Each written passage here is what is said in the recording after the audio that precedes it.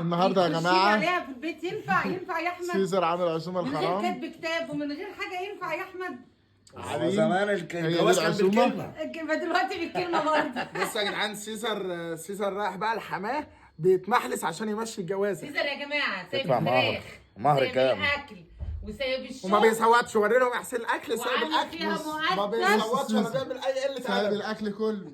وقاعد. ايه الادب ده يا ولاد؟ يا سيزر فراخ يا سيزر. امسك. قطع له فراخ يا حسن. رز يا سيزر وفراخ. قطع له فراخ يا سيزر. والله ما داق الفطار يا احمد، والله ما كان. سيزر بشرات ياكل طول النهار.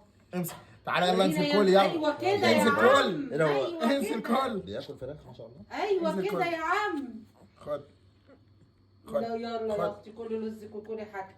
ايوه كده. غرام مش هتاكلي؟ انت الغرام حاجه ما بقى. اعرفش ان هي بتاكل بالفراخ. غرام لا لا تاكل لا غرام. لا لحوم ولا فراخ. لا لا تاكل. يلا يا بابا كل. يا يلا يا ام طارق حامي، يلا تعالى اكلها يلا. سيزر